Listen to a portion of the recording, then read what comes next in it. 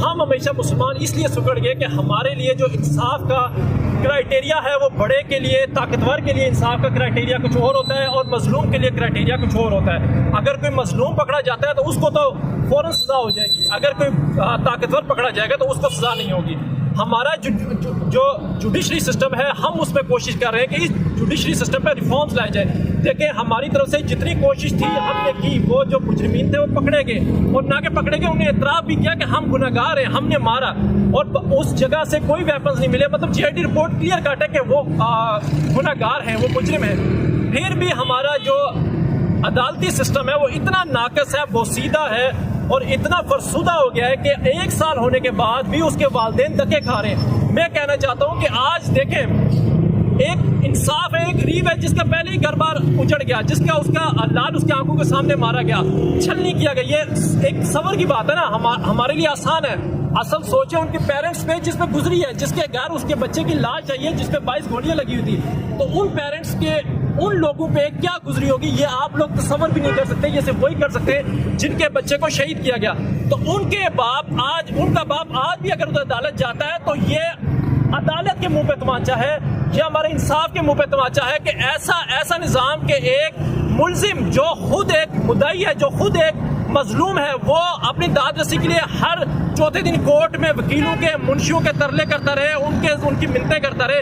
ایسا فرسودہ نظام میں خان صاحب سے بھی اپیل کرتا ہوں، اور میں جو برستے کار بڑے ہمارے ہیں ان سے میری درخواست ہے کہ ہمیں بہت جلد اور ایک حتمی طریقے سے ریفارمز لانے کی ضرورت ہے اس اپنے انصاف کے نظام پہ، اس عدالتی نظام میں، یہ بہت ضرورت ہے۔ اگر یہی چلتا رہا تو آپ مجھے بتائیں کہ کیا انصاف روڈوں پہ ہی ہونے لگ جائے گا؟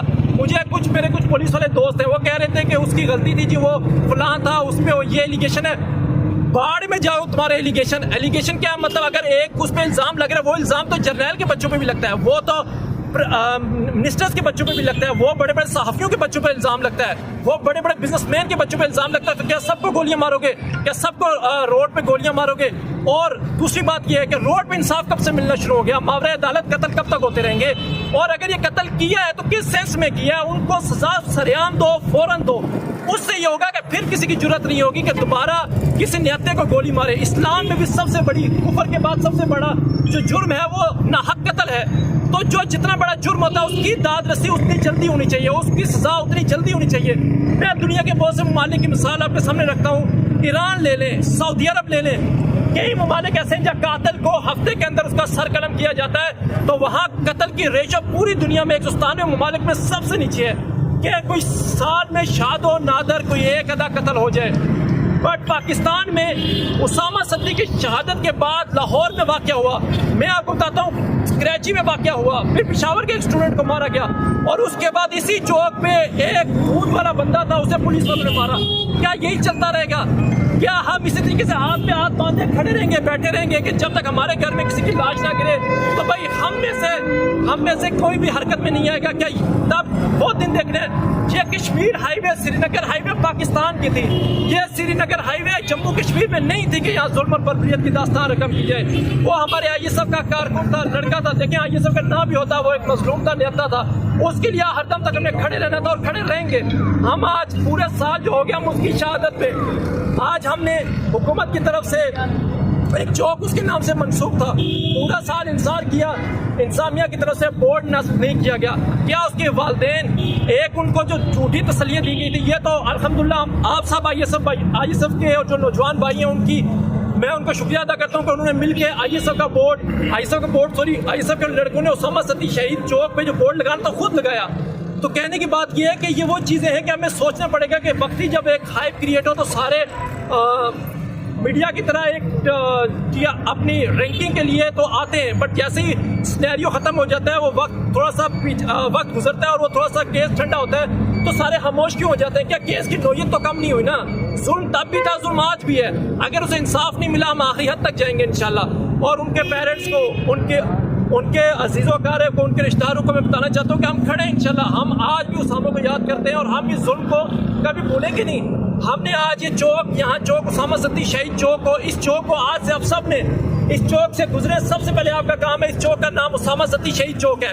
کوئی فون کال پہ آئے کہیں بھی آئے، اس چوک کو آج بے شک ووٹ کر رہے نہ رہے، آج سے 10-20 سال بعد اس چوک کو آپ نے اسامہ صدی شہید چوک کے نام سے پکارنا ہے انشاءاللہ۔ جو بھی ہو اس چوک کو آپ سب اسامہ صدی شہید کے نام سے جانیں گے انشاءاللہ۔ دوسری بات، اب میں آپ سارے بھائیوں کو، میں سب بھائیوں کا شکریہ ادا کرتا ہوں اور کہتا ہوں کہ دیکھیں قومیں وہی ترقی کرتی ہیں۔ میں نے آپ کی برطانیہ کی مثال دی کہ اس پہ آج تک کسی ملک میں اتنا سا ہے، ہمارے پنجاب جتنا ہے چھوٹا سا، اس نے ہم ایک ہاتھی جتنے بڑے صغیر پہ قبضہ کیے رکھا، اس ٹائم ان کی آبادی کتنی ہوگی؟ آج ان کی آبادی 6 کروڑ ہے، اس ٹائم ان کی آبادی تقریباً 2 کروڑ تھی، اور اس ٹائم ہماری آبادی 20 سے 30 کروڑ بڑے صغیر کی آبادی تھی۔ اس ٹائم خالی 2 لاکھ گورا آیا، 2 لاکھ نے اپنی سوٹی اٹھائی اور 150 سال تک ہمیں غلام بنائی رکھا۔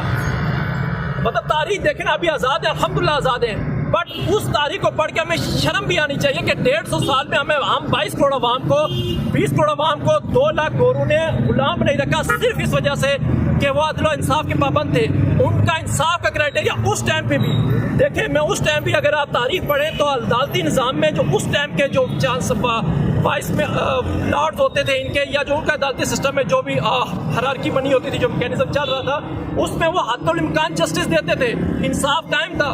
اس ایک انصاف کی وجہ سے انہوں نے برے صغیر پہ بھی قبضہ کیا، انہوں نے آسٹریلیا پہ بھی قبضہ کیا، انہوں نے اور امریکہ پہ بھی قبضہ کیا، اور 1-2 سال کے لیے نہیں، سینکڑوں سال تک حکومت کی، اور بدلے میں اس عدل و انصاف نے ان کو کیا دیا کہ ایک بھی ملک ایسا نہیں تھا کہ جو اس چھوٹے سے ملک پہ قبضہ کر سکے۔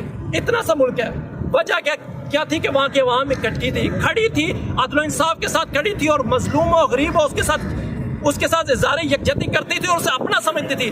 دیکھیں آپ کیا سمجھتے ہیں جب ہمارے گھر میں اس طرح لاش گرے گی تو ہم کھڑے ہوں گے؟ نہیں، انصاف کے لیے، مظلوم کا ساتھ دینے کے لیے اسلام بھی ہمیں کہتا ہے کہ ہمیشہ کھڑے رہو، ہمیشہ انصاف کے لیے کھڑے رہو۔ اگر یہی روڈوں پہ انصاف ملنے لگ جائے، روڈوں پہ قتل عام شروع ہو جائے تو یہ تو خانہ جنگی کا منظر ہے، پھر آپ کیسے جسٹیفیکیشن کرو گے؟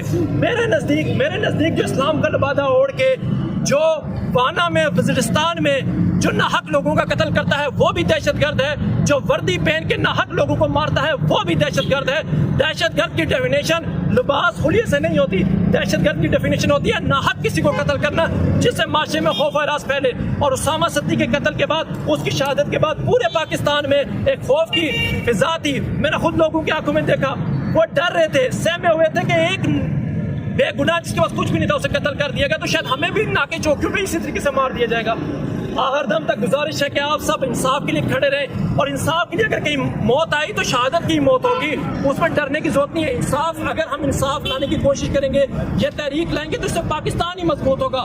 پاکستان اگر ہمیں جان سے عزیز ہے تو اس کے غدار، اس کے دشمن اور اس کو خراب کرنے والے بھی ہمیں اپنی جان سے زیادہ ہمارے دشمن ہیں، وہ ہمیں ان کو آخر دم تک ہمارے ہاتھ ہوں گے اور ان کے گربان ہوں گے۔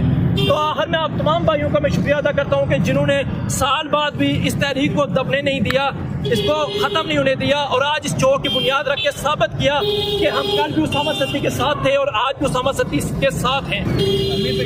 اعوذ باللہ من الشیطان الرجیم، بسم اللہ الرحمن الرحیم۔ سب سے پہلے تو میں آپ سب لوگ جو ISF کے لیڈر سلطان صدی صاحب اور ISF کے جتنے یہ لڑکے کھڑے ہیں جنہوں نے یہ اپنی مدد کے تحت یہ بورڈ لگایا ہے، ان کو خراج تحسین پیش کرتا ہوں کہ انہوں نے یہ جو ایک ایفرٹ کی ہے، یہ اسامہ صدی، ہماری ساری صدی برادری، میں خود بھی صدی ہوں، اور جو جتنے لوگ ہیں جن ماؤں بہنوں کے جوان بچے ہیں ان کے ساتھ انہوں نے ایک اظہار